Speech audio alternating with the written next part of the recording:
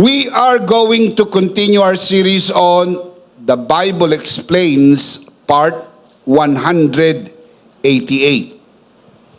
Today, we are going to continue our mini-series within the big series of The Bible Explains, entitled 12 Timeless Principles of Grace, Part 7. One principle at a time, with life application, of course, at the end of our discussion. We'll explain the principle, then we'll apply it in our everyday life. But first, let's commit this to the Lord. Let us pray. Our dearest Father in heaven, we are so very thankful for how you have gathered us today. Thank you so much for this beautiful day. This is the day that you have made. We will rejoice and be glad in it. Thank you so much for the beautiful people who came here today to honor you, worship you, and receive your word. Thank you for the wonderful time of praise and worship. Indeed, you inhabit the praises of your people. And there is nothing in the world like this. So much joy and rejoicing in your presence. For even the psalmist says, I would rather be a doorkeeper in your house than dwell elsewhere. We commit to you this time, even this learning time.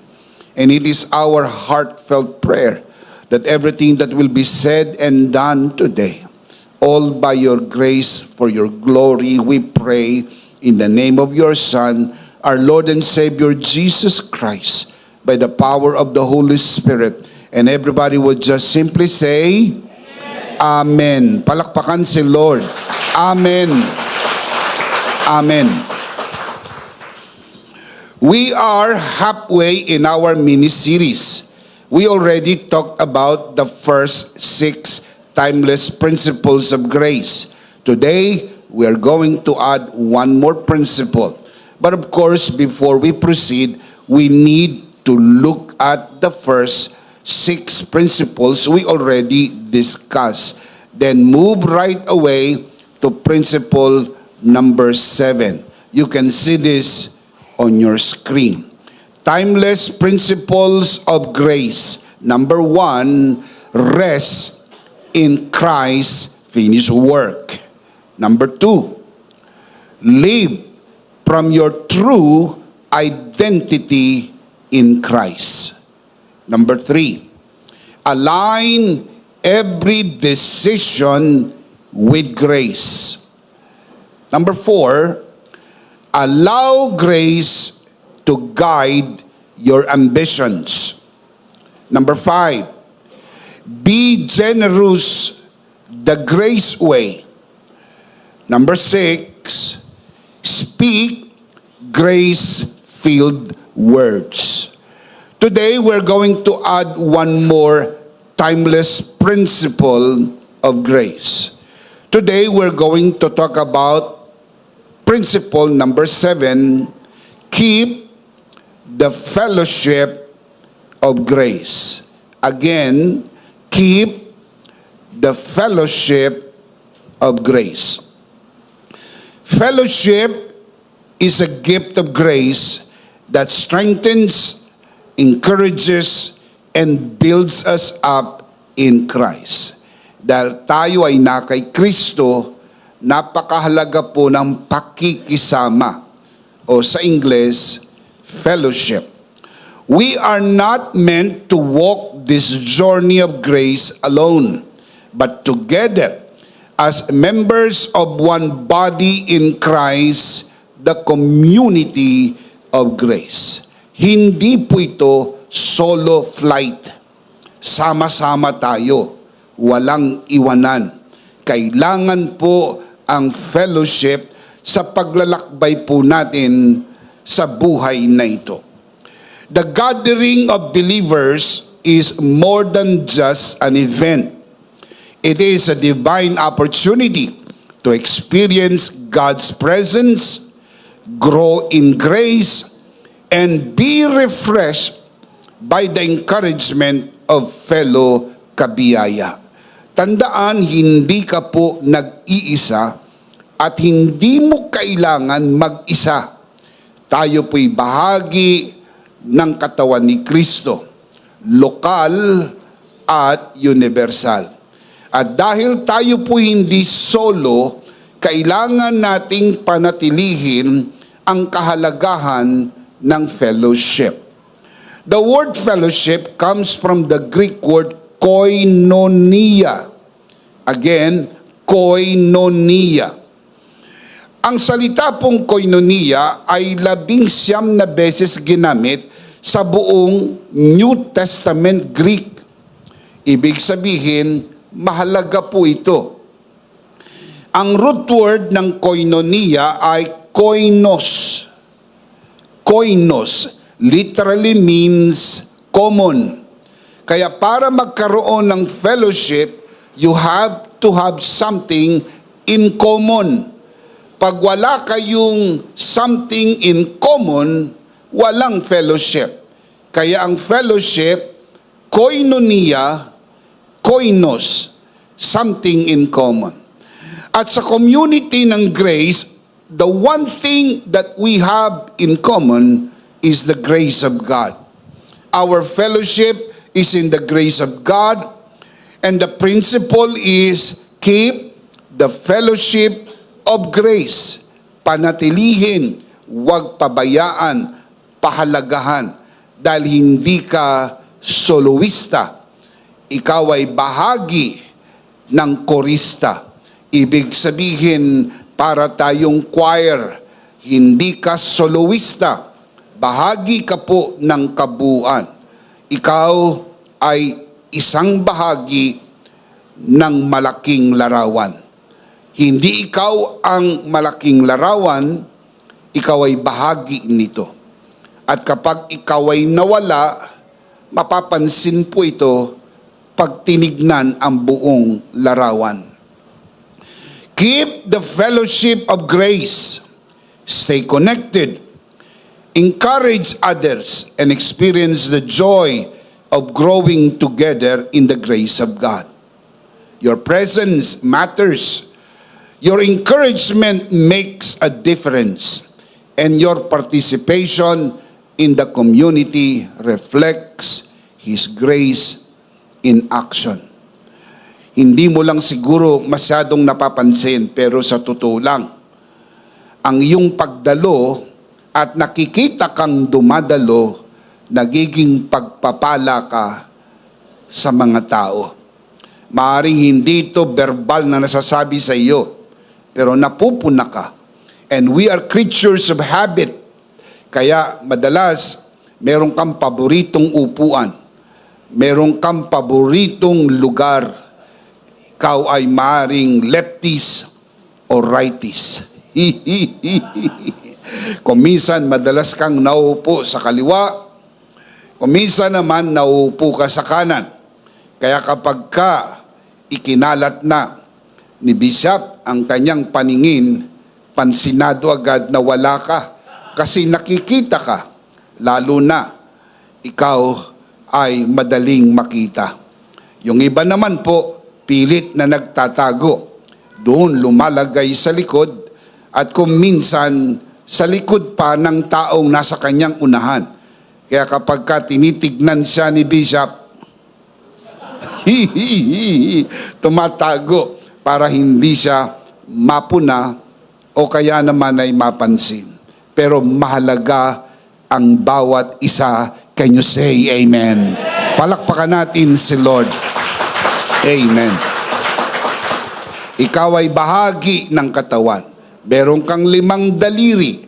Hindi mo sasabihin hindi mahalaga ang bawat isa. Sapagkat isa man dito ang mawala, iindahin mo. Totoo, ng atin pong hinlalaki ay maaring pinakamalakas. Ito po ang pinakamalakas. Dahil ito po ang pinandidiin ng tamtax. Nakakita na ba kayo nagdiin ng tamtax, ginamit ito? O ito? Pero mahalaga ito. Maliit at payat, pero ito'y nakakapagpaluwag ng paghinga. Ibig sabihin, sasabihin natin, Bishop, hindi naman ako tumatayo sa likod ng pulpito. Hindi ako bahagi ng inyong programa. Ako'y attender lang. Uma-attend lang ako. Na huwag mong sasabing attender ka lang. Ikaw ay bahagi ng katawan ni Kristo. Palakpakan si Lord. You are part of the body of Christ, locally as well as universally.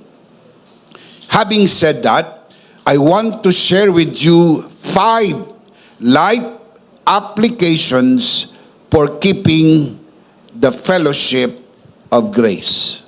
Number 1, attend church gatherings regularly. Ugaliin po ang dumalo sa mga pagtitipon. Of course, ang iba ay merong dahilan. Hindi natin nais maging mapaghusga. Pero alam niyo po ang matandang kasabihan. Kapag ka gusto, may paraan. Kapag kaayaw, may dahilan. Maaaring hindi po ito eksaktong totoo para sa lahat ng tao dahil kailangan nating maging maunawain. Pero napansin niyo po sa mga tao ang katotohanan, kapag gusto nila, kahit pagod, nagagawa ng paraan. Pag gusto nila, kahit busy, napeplex ang schedule. Pag gusto nila, gagawan talaga ng paraan. Of course, you can only do so much. You cannot do everything. Merong talagang pagkakataon, kahit gustuhin mo, hindi talaga pwede in a given time. And we understand. And we do not need to be judgmental. Attending church gatherings regularly is more than just a commitment. It is a grace-filled opportunity to experience God's presence and be strengthened in our faith. Look at the scripture, Hebrews chapter 10, verse 25. Let us not give up meeting together as some are in the, what's the next word? Habit. That is why I use the word regularly. Because when it becomes a habit, you do it regularly. Right? Habit mong mag-brush your teeth. Do you do it regularly? Of course you do. Habit mong mag-take a bath. And that's why you do it regularly. Habit mo ang mag-breakfast. To some, may not be to all, kaya regular kang nagbe-breakfast. Habit mo ang hindi na kumain after 6. Kaya kapag after 6, hindi ka na kumakain regularly. You are a creature of habit. Kaya kapag nasanayan mo na ang magsimba, hahanap-hanapin mo talaga ito. Kasi bahagi na ng system ng iyong katawan. Kasi yan po ay naging habit. Kaya sabi po sa Bible, let us not give up meeting together as some are in the habit of doing. But let us encourage one another, and all the more as you see the day approaching. Kumbaga, lalo na kapag napapansin mong malapit na ang araw ng kanyang muling pagbabalik. Now, let's look at the same scripture sa the Living Bible. Now, look at this version. Let us not neglect our church meetings, as some people do, but encourage and warn each other, especially now that the day of His coming back again is drawing near. Mas malapit ngayon kaysa nung unang panahon. Nung unang panahon, malapit na. Mas malapit po ngayon. We are talking about the soon return of the Lord Jesus. Malapit na pong bumalik ang ating Panginoon. At sabi po ng may sulat ng Hebreo, lalo na kapag napapansin mo, malapit na ang kanyang pagbabalik, lalong wag mong pabayaan ang pagtitipon. When we gather, we not only receive strength from the Lord, but also offer support and encouragement to fellow believers. It's a mutual relationship in a fellowship. Hindi lang tayo receiver, also sharer. We share our lives. We share our talents. We share our resources. We share everything in a common relationship. Remember the word koinos. We have something in common. The early church understood this well. Now look at the scripture. Acts chapter 2 verse 42. Devoted themselves to the apostles' teaching and to, what's the next word? Fellowship. To the breaking of bread and to prayer. Nang ipinanganak ang simbahan, the church was born, Acts chapter 2.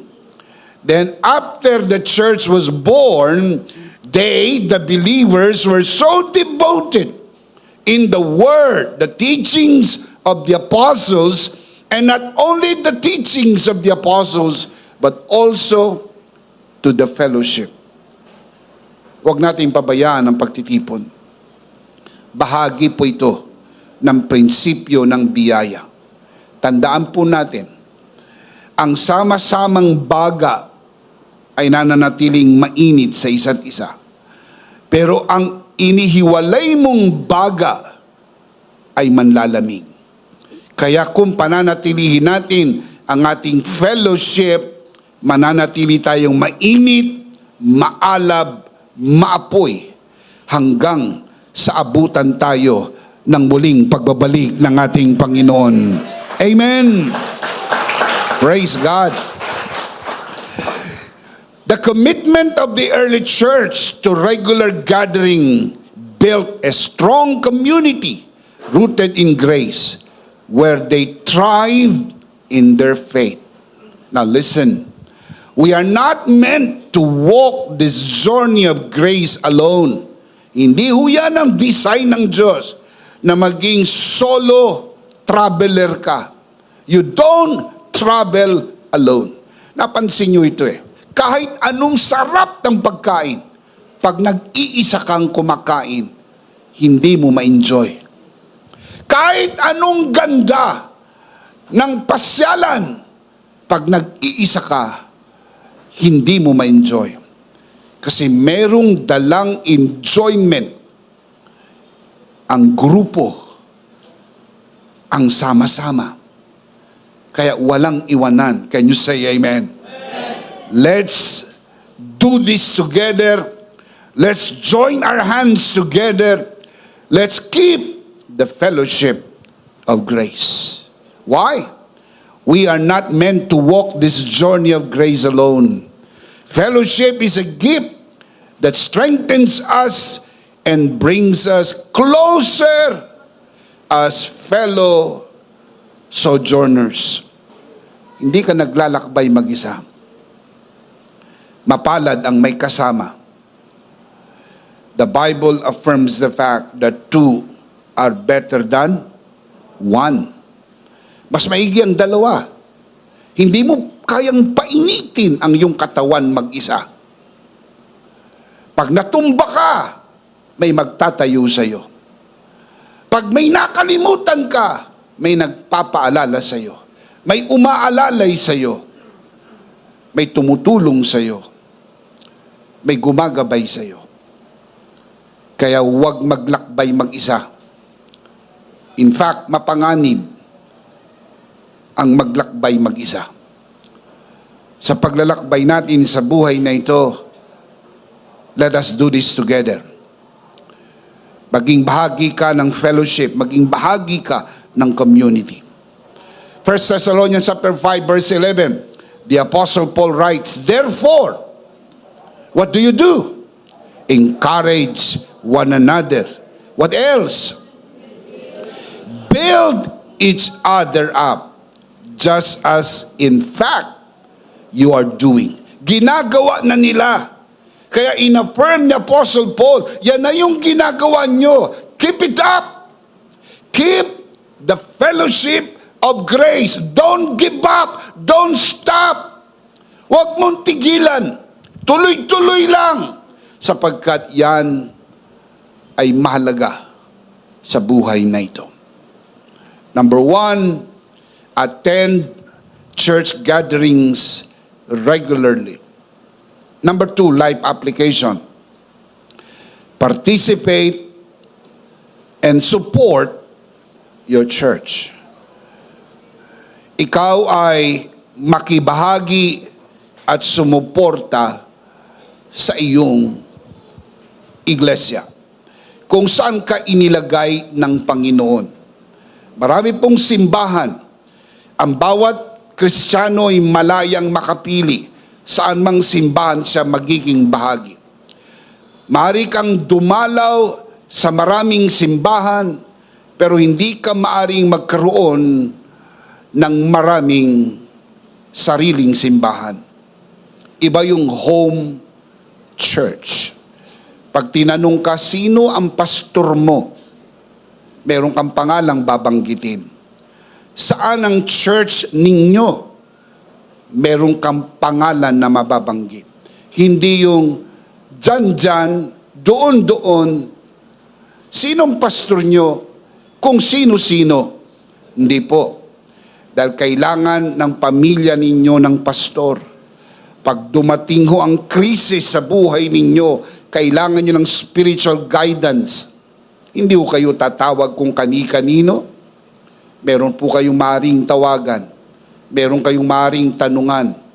May mga brothers and sisters kayo at kasama sa tinatawag pong home church. Participating in and supporting your church is not just about showing up. It's about using your time, talent, and treasure to build up your church and the body of Christ as a whole, locally and universally. Meron kang kinabibilangan na local church. Hindi po ito nag-aalis at nagbabawal sa atin na makipag-fellowship sa ibang mga kapatiran na bahagi ng ibang simbahan, pero bahagi naman ng buong katawan ni Kristo, sapagkat at the end, what matters the most is the body of Christ. But while it is true that we are part of the body of Christ, we need to have identification. Kumbaga, bagaman totoo na meron po tayong one armed forces, pero meron pong army, meron pong air force, at meron pong Navy. Do you understand? Sila po ay merong iba't ibang mga sanghay, pero bahagi po sila ng one armed forces. Ganon din po sa katawan ni Kristo. Tayo'y bahagi ng malaking katawan ni Kristo. At mayroon pong mga simbahang lokal at binigyan po ang bawat simbahang lokal ng mga misyon na kanilang gagawin. Kaya ho, pag nalaman mo na bahagi ka nung simbahan, alamin mo anong misyon ng inyong simbahan. Be part of that mission in whatever way you can. Using your time, talent, and treasure, you may be part of it, and you can even say honestly, kasali ako dyan. Kapag nagampanan na ng simbahan ng misyon, masasabi mo, naging bahagi ako niyan. at hindi lingid sa inyong kalaman ng The Lord's Community at ang EMI Ministry sa kabuuan. Ang atin pong vision ay Full Grace Philippines and Full Grace International. Hanggang may mga pagkakataon tayo at bukas na mga pagkakataon ay ginagamit natin ang mga ito upang masiguro na madala ang mensahe ng biyaya sa bawat bahagi ng ating bansa at maging sa ibang bansa. Bakit? Sapagkat yun po yung ibinigay sa ating assignment. Mag-provide tayo ng free education sa mga pastors and leaders and workers in the body of Christ.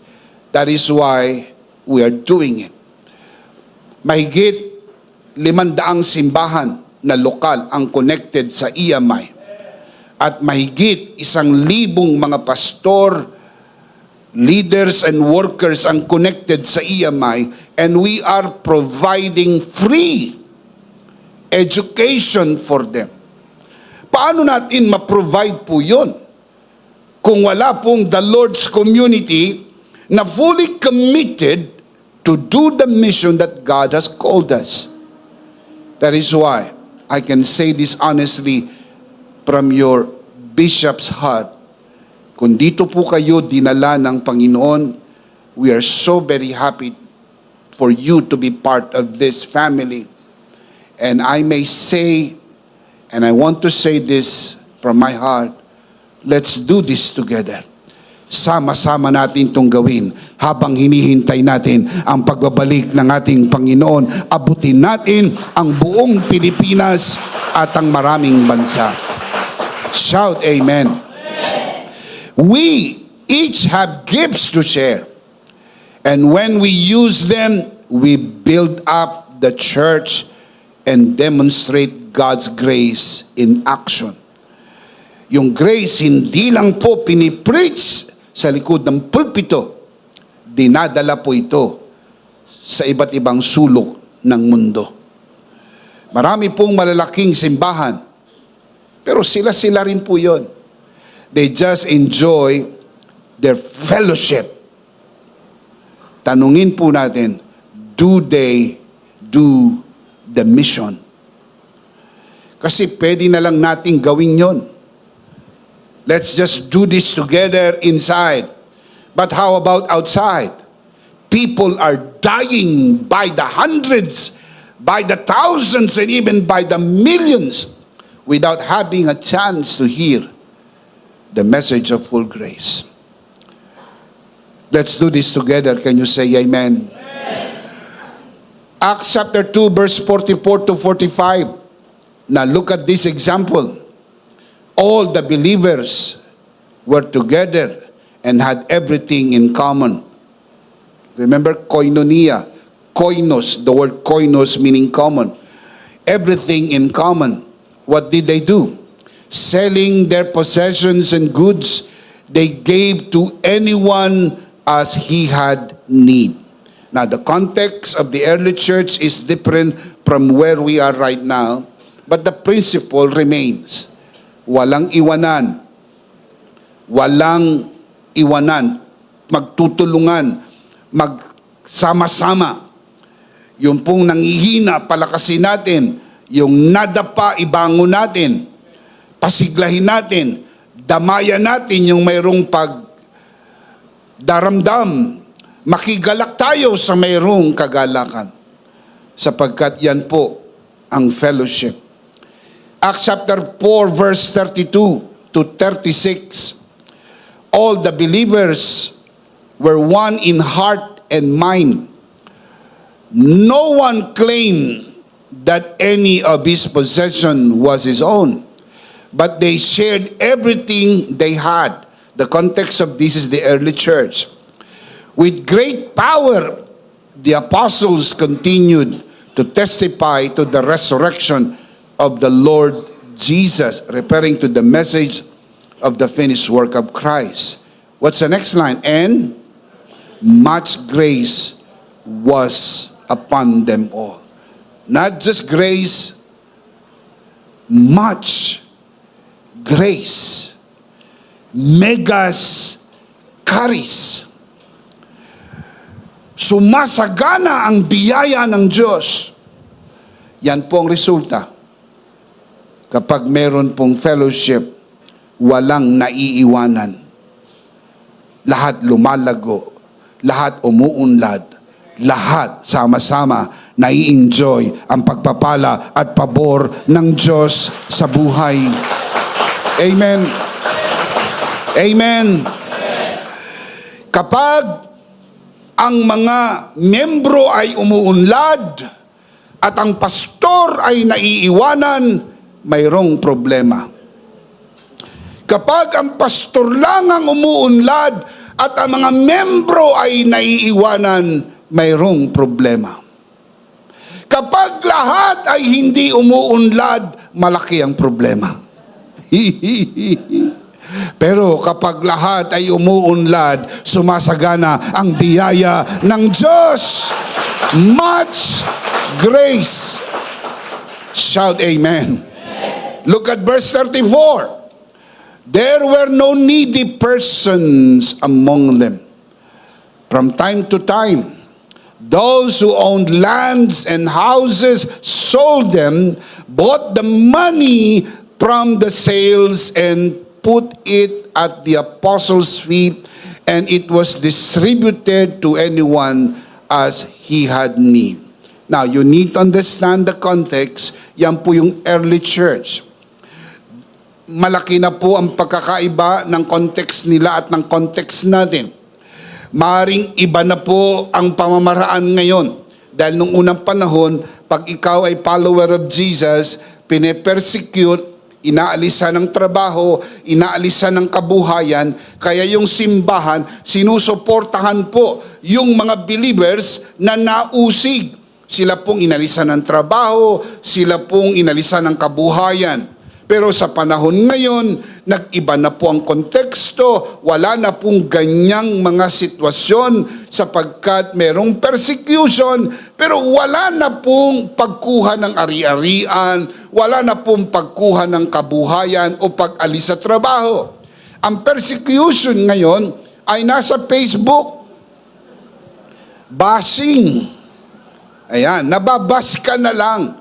Nape-persecute ka. Kuminsan mga kamag-anakan incorporated, nagsasalita na lang ng hindi maganda sa iyo. Pero hindi nila pwedeng kunin ang kabuhayan mo.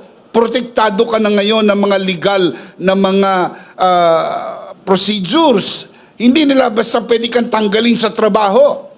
Diba? Meron ng proteksyon at karapatan ng mga manggagawa, hindi ko mo born again ka, tatanggalin ka sa trabaho. Magkakaproblema yung employer. Sapagkat ang bawat empleyado ay mayroong karapatan sa kanyang paniniwalang pangrelihiyon. Basta nagagampanan niya yung trabaho niya, regardless of his religious belief, may right siyang magtrabaho. Kaya yan po'y protektado na hindi tulad noong unang panahon. Pag nabalitaan, born again ka, nabalitaan, follower of Jesus ka, tatanggalin ka sa trabaho, aalisan ka ng kabuhayan, uusigin ka, etc., etc.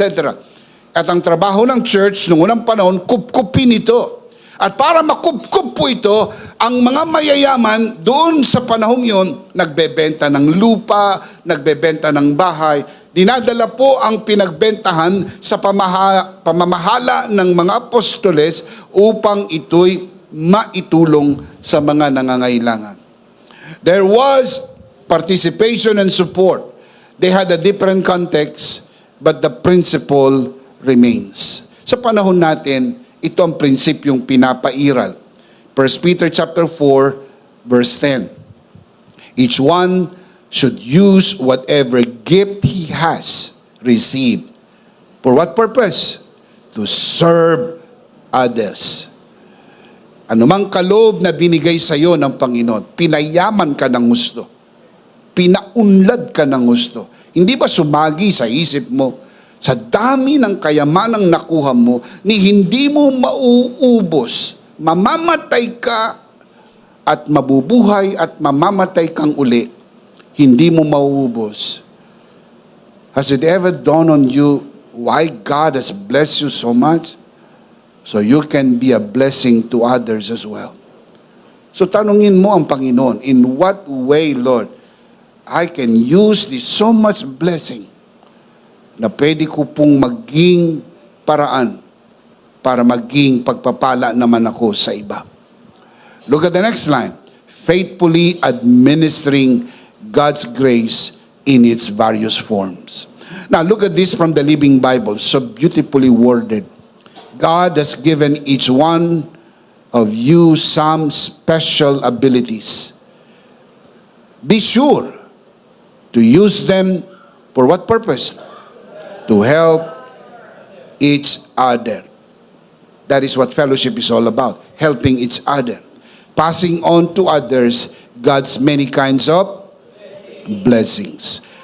Kapag visitor ka, wala kang responsibility sa bahay na iyong dinalaw.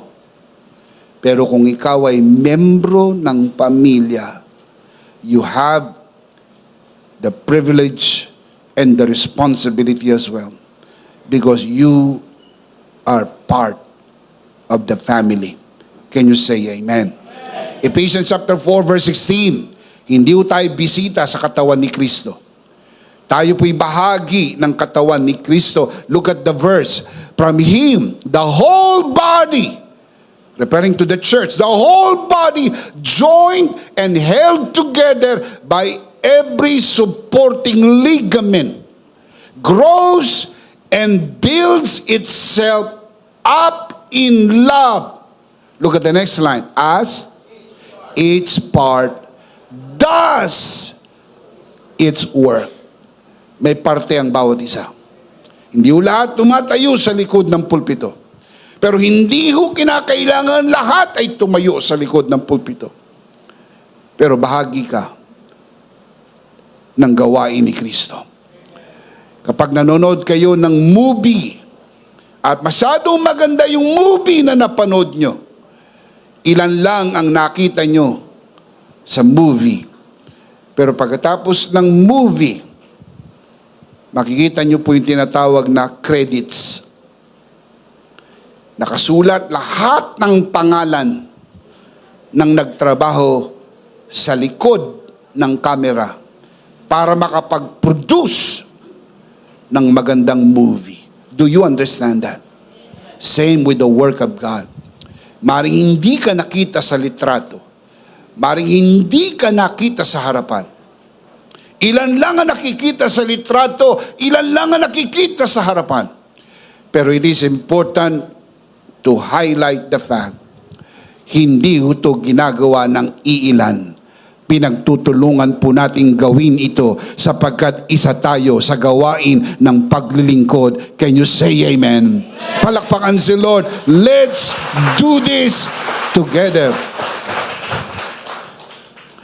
Number 2, participate and support your church. Number 3, think of your church as your family. Na hindi po lahat ganyan ng mentality sa church. That's why they can easily brush it off. Kasi iba ang kanilang pananaw sa church, parang group lang, parang Lions Club, parang Tigers Club, parang Hello Kitties Club, parang ganun lang. You may want to join, then bago naisip ko, parang ayoko na. Hindi po. I'll show you the scripture. Everything is in the Word of God. But before I do that, listen to this first. You are blessed with a physical family. But in Christ, you are also blessed to have a spiritual family, the church. Ang tawag po sa church, spiritual family. You also have spiritual family. Together, we grow in grace, encourage one another, and walk in God's love as one big family in Christ. Are you in Christ? So we are one big family. Can you say amen? I'll show you the verse, Ephesians chapter 2, verse 19. Ganda ng verse na ito. You are no longer foreigners and aliens, but fellow citizens with God's people, members of God's household. Household meaning family. You are members of God's family.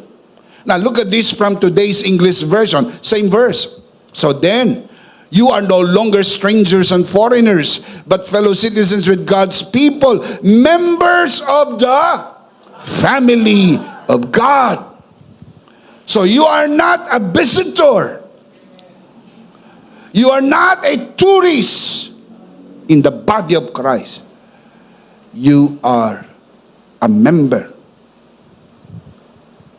in the family of God. Can you say amen?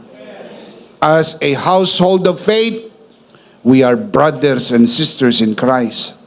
And our relationships within the church are to reflect that of a family. Ano ba ang meron sa pamilya? Pakita ko sa inyo sa Bible. This is what the church is all about. It is not an organization. It is not just a group. It is a family. 1 Timothy chapter 5 verse 1 and 2, the Apostle Paul writes, do not rebuke an older man harshly, but exhort him as if he were your father. So sa church, iginagalang ang matatanda. Kung sila nagkamali, ituwid, pero huwag hiyain. Lalo na sa panahon ngayon na minsan ang mga pastor ay mas bata pa sa miyembro. May mga miyembro pong mga matatanda na.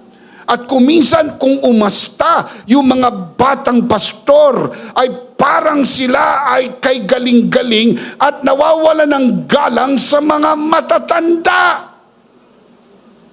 Sabi ni Pablo, hoy, pastor.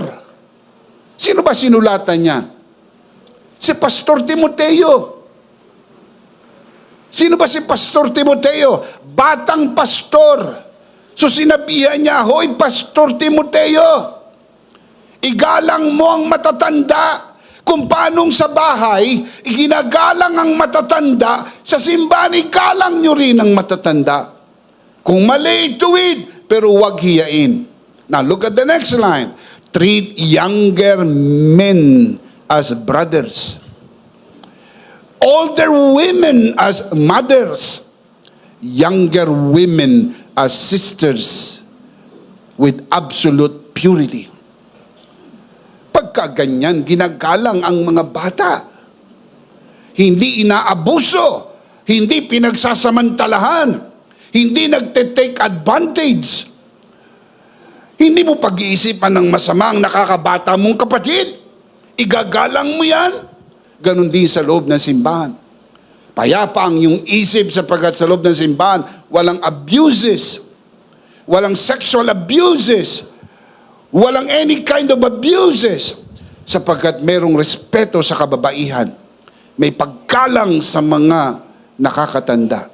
Tanungin ko po kayo, totoo po ba yan sa physical family? Come on, answer me. Dapat po ba yan sa isang physical family? Yes.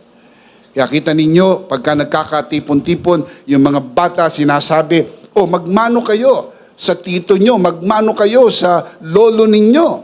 Kasi mula pa sa mga murang gulang, ini-inculcate na natin, igalang nyo mga matatanda. Kaya, nung unang panahon, kapag nagsasalita ang matanda, hindi pwedeng sumabat ang bata. Ngayon, ang mga matatanda na ang sumasabat. So, parang hirap ng matandang sumingit dahil mga bata na ngayon ang mga uusap. Mga kapatid, kahit to maging matalino kayo kaysa sa inyong magulang, makinig maigi, kahit to makatapos kayo ng pag-aaral, kahit makadalawang degree kayo at ang tatay nyo hindi nakatapos ng pag-aaral, hindi ho magpapalit ng posisyon. Si tatay ay si tatay pa rin, si nanay ay si nanay pa rin. Sa loob ng pamilya, minamahal ang magulang, ginagalang ang matanda, minamahal ang anak, ginagalang ang mga anak, sapagkat may pagmamahalan sa loob ng pamilya.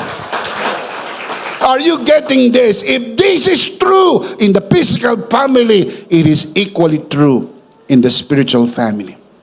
Kaya walang abuses. Kaya masakit na masakit sa puso natin kapag nakakabalita tayo sa loob ng simbahan, nagkakaroon ng abuses. Because this is the only safest place you can think of. Dapat payapa ang isip ko sa loob ng simbahan.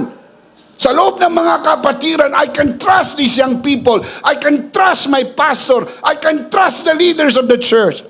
That they would treat my children, that they would treat my wife, they will treat my husband with so much respect. Why? Because that is what family is. Let me ask you this question. This is very important. You don't gossip about your physical family, do you? I'm sure you don't. So why gossip about your spiritual family? You don't gossip. Chinichismis nyo ba ang asawa nyo? Chinichismis nyo ba ang mga anak nyo? Of course you don't. Then why do that in your spiritual family? Kahit spiritual family tayo, hindi ho tayo perfect. In case magkaroon tayo ng mga situations, we fix it within the family. Pag may problem kayo sa family, you fix it inside. May kasabihan, don't wash your linen in public. Huwag nyo i-post sa Facebook. Huwag nyo ikwento sa ibang mga tao. If you just need to tell that, tell it to your pastor because your pastor understands and your pastor prays for you. That's it. Huwag nyo kung kani-kanino kinukwento.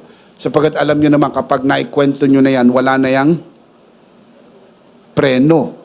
Kasi kung saan-saan na makakarating, magugulat ka na sa Facebook na yung story mo. Because that is what family is. That's why you learn to love this family. Your family is not perfect, but you love it. Alam ko, mahal niyo ang pamilya niyo. But if you can see the church as a family, you begin to love it. Galatians 5:15, Paul said, if you keep on biting and devouring each other, watch out that you will be destroyed by who? Satan cannot destroy us. But we can destroy each other by biting and devouring each other. Alam nyo, wala makakasira sa pamilya eh. Pero alam nyo kung sino sumisira sa pamilya? Sila rin eh. Sila, magkakapatid, silang nag-aaway.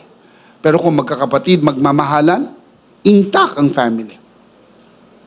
Kaya mahalaga po, maintindihan natin that the church is a family. Now, you don't do that. Instead, what do?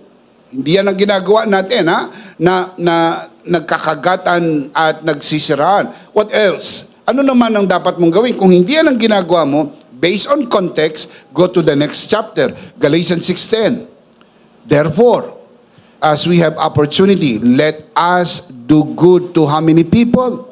All people. Especially, special mention, especially to those who belong to the family of spiritual family or physical family? Spiritual family. Kasi meron kang spiritual family. Now you know, hindi lang po physical family. You have a spiritual family, especially. You have to do good, especially to your spiritual family. Why? I'll tell you why. Our physical family is a blessing for this life. Thank God for them. But our spiritual family in Christ is eternal. Pag natapos na po ang buhay na ito, now this is sad to say, pero ito'y totoo, hindi na ho kayo mag-asawa sa langit. Sabi ng iba, thank God. But some of you will just, oh, sad. Pero some of you will be rejoicing forever. Praise God. Buti na lang. Pero yung iba po sa inyo, nalulungkot. You just wish ninyo ng inyong relasyon bilang mag-asawa ay forever. Tulad ng ipinangako ni Rogelio de la Rosa. Sa ilalim ng puno na inukit ang puso, na itutuloy daw nila ang kanilang pagmamahalan sa langit. Hindi na ho, wala na hong marital relationship sa langit. Hindi na ho kayo magkapatid. Hindi na ho kayo mag-ina, mag-ama. Dito lang ho yan sa lupa. Pag nagpantay ang paa, pumikit ang mata, tapos na. Kahit gaano kaganda ang naging relasyon nyo sa pamilya. Imagine, hindi ho forever. But your spiritual family will be forever. Kaya dapat mong pahalagahan yung forever. Kasi, malay mo, yung tao na yan, kapitbahay mo pagdating sa langit. Iwas ka ng iwas sa kanya. Pagdating sa langit, sinadya ng Diyos, kapitbahay mo pa pala. So you must learn to say, hindi ko masyadong kasundo itong kapatid ko na ito.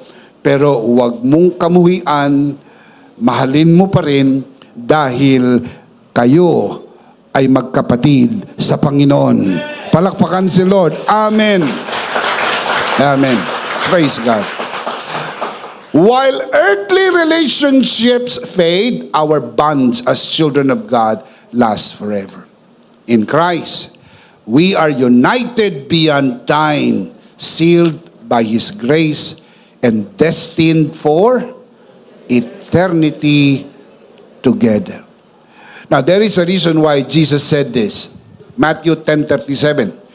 Anyone who loves his father or mother more than me is not worthy of me. Anyone who loves his son or daughter more than me is not worthy of me. There is a reason why Jesus said that. Because earthly relationship is only temporary. Your relationship with Jesus is eternal. It's unthinkable. I-sacrifice mo yung relationship mo kay Jesus for the sake of family. Sabi ni Jesus, you're not worthy of me. And that's not even wise. Pinagpalit mo yung walang hanggan sa may hanggan. It's unwise. That's why you have to think twice and be wise. Your relationship with Christ and your relationship with your spiritual family is eternal. And it is even more valuable. Kaya kita ninyo, nagiging mas binding kung asawa mo na, kapatid mo pa sa Lord. Naintindihan nyo? Tatay mo na, kapatid mo pa sa Lord. Anak mo na, kapatid mo pa sa Lord. Nagiging mas binding na. Dahil meron kayong bond sa blood, meron kayong bond sa spirit. Sabi nila, the blood is thicker than water. True.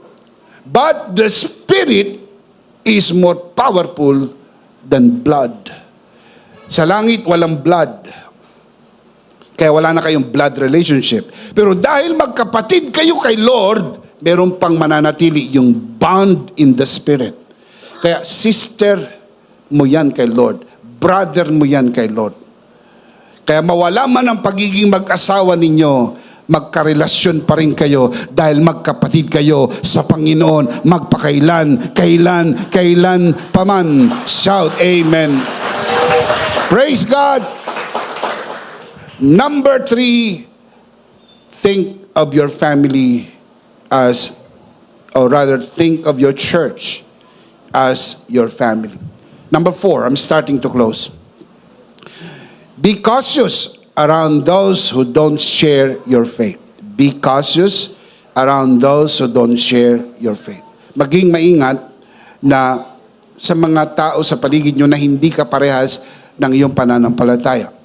Be cautious with those who do not share your faith, especially, special mention, those who promote teaching contrary to the gospel of grace. Alam nyo, mayroong mga hindi nating kapananampalataya pero hindi naman aktibong kumukontra. Hindi lang nating kapanalig pero hindi naman po active na kontra. Pero meron din naman po, hindi mo nakapanalig, talagang nilalabanan yung mensahe ng biyaya. Scripture is very, very clear. Repeatedly, binibigyan tayo ng warning on this. 2 John verse 10 to 11. If anyone comes to you and does not bring this teaching, do not take him into your house or welcome him. Anyone who welcomes him shares in his wicked work. Ang tindi ni John. Ang tindi ng verse na to. Ang tinatawag niyang wicked work ay yun pong wrong teaching. Pag pumunta sa bahay ninyo at hindi kaparehas ang turo na iyong natanggap, huwag mong papasukin sa iyong bahay. Ibig sabihin po ay huwag mong panoorin, huwag mong basahin, huwag mong bigyan ng pansin. Bakit? Sapagkat you are protecting your faith, your belief, because what you believe will be a very important factor in your community. Kasi kung ano yung mga nasasagap mo, ay maaring nadadala mo doon sa iyong community, and that will infect the fellowship as a whole. Kaya mabigat ang sinasabi ni John. Ganun din ang sinabi ni Apostle Paul. I'll show you. Galatians 1:6-9. They share the same thought. Magkaibang apostol, Apostle John and Apostle Paul.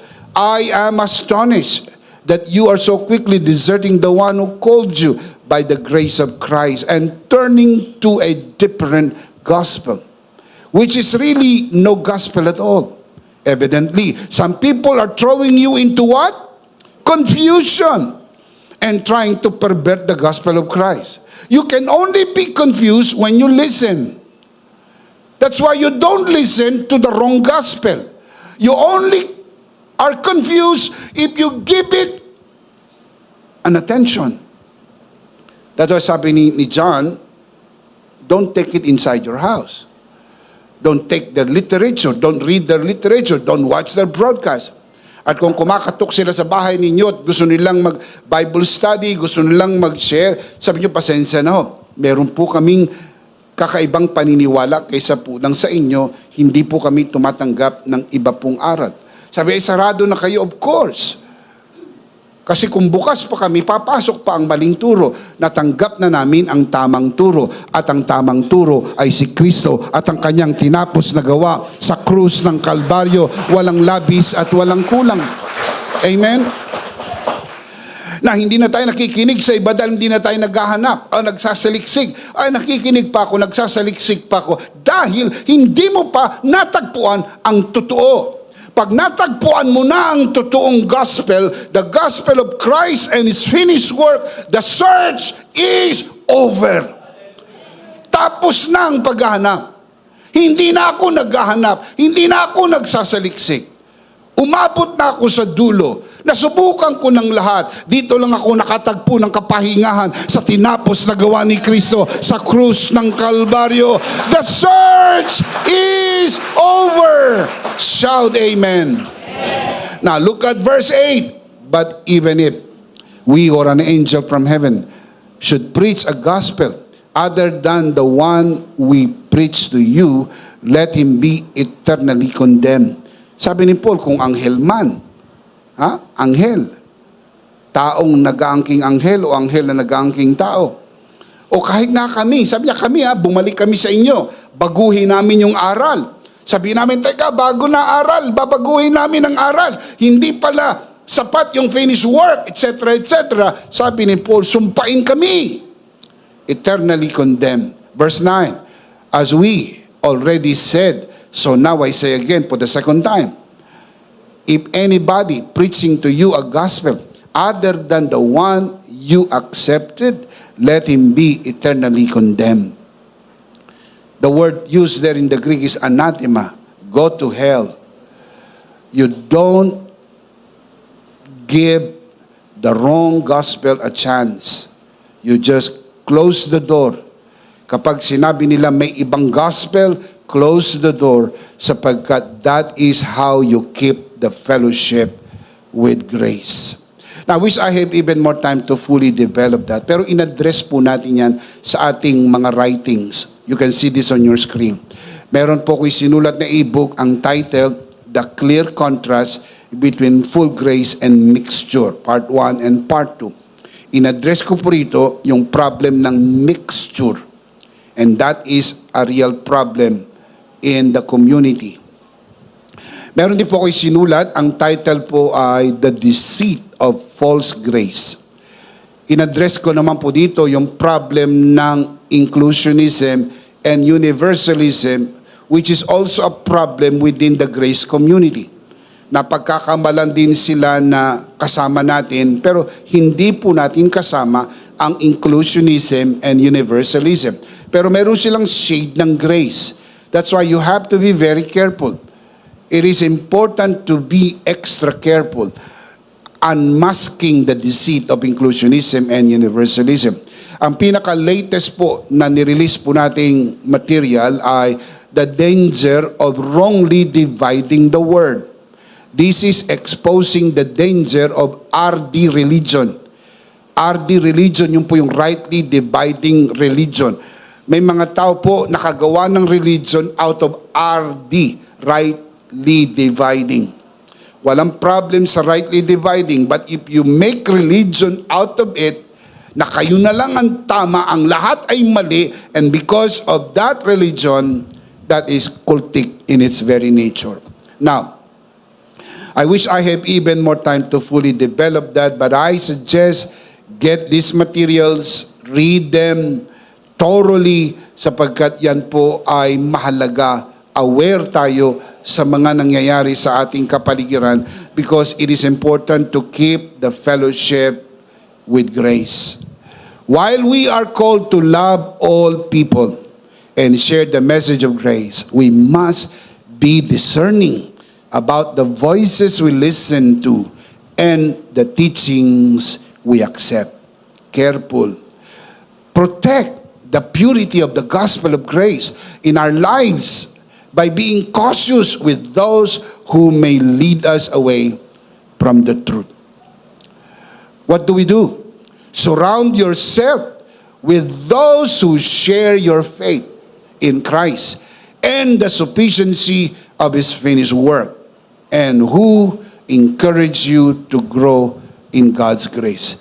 Paligiran mo ang iyong mga tao, makisama ka doon sa mga kaparehas ng iyong pananampalataya.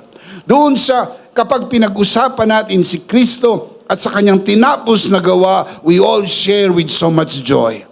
Kasi yun po ang pinakamahalaga. Wala nang mas mahalaga. Any relationships are temporal. Friendships are temporal. Physical family relationships are temporal. Only your relationship with Jesus and with your brothers and sisters of the same faith is eternal. Be cautious around those who don't share your faith. Finally, I'll close with this. Number 5, stay united in the message of the cross. Stay united in the message of the cross. The message of the cross is the heart of the Bible and the foundation of our faith. No matter our differences, we are united in Christ's finished work.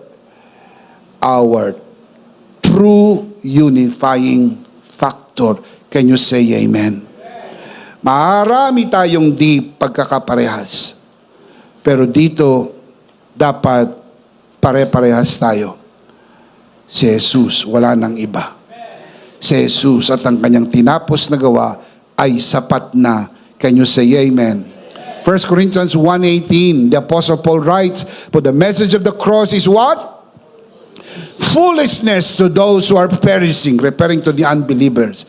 "But to us, believers who are being saved, what is the message of the cross? Please tell me." It is the power of God. Let us stand firm in this truth, because the message of the cross is the power of God. We can agree to disagree without being disagreeable on matters that do not affect eternal salvation. The message of the cross matters because it determines your eternal salvation. That is why it is the one and only thing that matters. Kaya nating maggalangan, kaya nating magunawaan, kaya nating magparaanan. Huwag nyo lang kakantiin Huwag nyo lang kakantiin si Kristo at ang kanyang tinapos na gawa. Dahil ito ang sentrong mensahe ng Biblia. Ang lumang tipan ay hula sa pagdating ni Kristo. Ang bagong tipan ay istorya ng dumating si Kristo. Ang buong Biblia ay tungkol kay Kristo at sa kanyang tinapos na gawa. Dahil sapat na ang tinapos na gawa ni Kristo sa krus ng Kalbaryo. Palakpakan natin ang Panginoon. Amen. Amen. There is a reason why the Apostle Paul penned these words.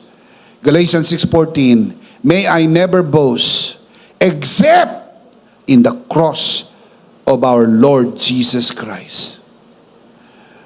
Ito lang ang ipinagyayabang ni Apostol Pablo. Wala nang iba. May I never boast except in the cross of our Lord Jesus Christ, through which, referring to the cross, the world has been crucified to me and I to the world. Paul was simply saying, nothing is more important to me than the message of the cross. The message of the cross is the most important thing in the world. That is why that is the one and only message we are bringing to the whole nation and to the nations of the world. EMI is connected with over 500 churches and more than 1,000 pastors here and abroad. The only thing that unifies us, despite our many differences, is the message of the cross.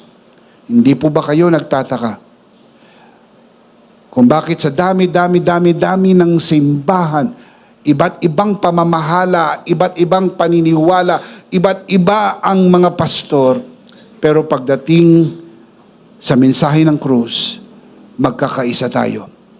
Because that is the only thing that unites us. If we learn to respect other religion, if you learn to respect other beliefs, and be firm with what Christ did on the cross, you can be saved all your life. Ito lang hindi pwedeng i-compromise. Can you say amen? Let's see them again. Tignan po natin ang atin pong live application. You can see this on your screen. Basahin natin ng malakas, sabay-sabay. Ito po'y under sa principle, keep the fellowship of grace. Ready? Basahin natin, malakas, sabay-sabay. Number 1. Number 2. Number 3. Number 4. Number 5. Attend church gatherings regularly. Participate and support your church. Think of your church as your family. Be cautious around those who don't share your faith. Stay united in the message of the cross. The big idea is, in Christ, I love my spiritual family. Can we say that from our heart? What is the big idea? In Christ. Are you in Christ? You love your spiritual family. Do you? Palakpakan natin ang Panginoon. Praise God. Amen. Of course, we do not want to end this broadcast without giving you the opportunity to receive Jesus today, be saved, and be part of this beautiful spiritual family. Kung nais mo tanggapin ang Panginoon sa iyong puso, bilang Panginoon at sarili mong tagapagligtas, itaas mo ang iyong dalawang kamay, manalangin tayo ng pagtanggap. Samahan po natin ang ating mga bisita, taas natin ang ating dalawang kamay, tayo po'y manalangin. Let us pray, sumunod tayo sa panalangin ng pagtanggap, and if you will do this for the first time, ariin mo ito na isang personal mong panalangin. At kung tinanggap mo na ang Panginoon, hilingin ko sa mabuti mong puso, samahan natin ang ating mga panauhin dito man sa bulwagan at maging sa mga nanonood sa broadcast. Manalangin na po tayo. Panginoong Jesus, ako po'y makasalanan, hindi ko po kayang iligtas ang aking sarili, ako'y mapapahamak, ng hiwalay sa iyo. Narinig ko po ang mabuting balita. Ako po'y naniniwala. Tinatanggap kita sa aking puso bilang aking Panginoon at aking tagapagligtas. Salamat po, pinatawad mo na ang aking mga kasalanan. Isinulat mo na ang aking pangalan sa aklat ng buhay. Sa pangalan ni Jesus. Amen. Ako na lang po mananalangin, Ama, sa oras na ito, tinataas ko po sa iyong harapan ang sino mang sumunod sa panalangin ng pagtanggap sa unang pagkakataon. Pinagkakatiwala po namin sila sa iyong kagandahang loob na sila'y lumago sa biyaya at sa bagong natagpuang pananampalataya sa pangalan ng Panginoong Hesus. Tayong lahat ay magsabi ng Amen. Palakpakan si Lord. Praise God. Amen. Amen. Doon sa mga tumanggap sa Panginoon, binabati po namin kayo. Welcome to the spiritual family of God. Palakpakan si Lord. Welcome! We're so happy to have you in the family. Can you say amen? Of course, dahil tayo po ay pamilya, tayo po ay sama-sama nadudulog sa hapag ng Panginoon para maging bahagi ng banal na komunyon.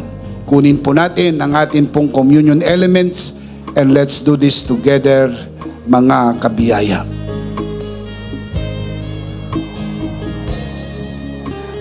Alright, let's do this together, mga kabiyaya. Ito ang aral na tinanggap ko sa Panginoon at ngayon naman ay binibigay ko sa inyo ng gabing siya'y pagkanulo. Dumampot siya ng tinapay, kanyang pinagpira-piraso at kanyang sinabi, ito ang aking katawan na pinagpira-piraso dahil sa inyo. Gawin nyo to bilang pag-alaala sa akin. Sabay-sabay po natin gawin.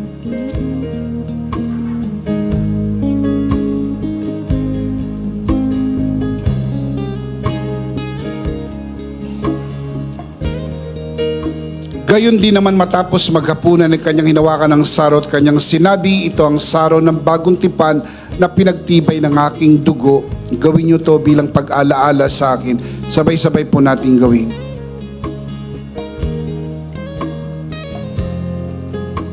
Ate po itaas ang ating dalawang kamay at sumunod po tayo sa panalangin na ito. Aming Ama, maraming salamat po sa aming Panginoong Jesucristo.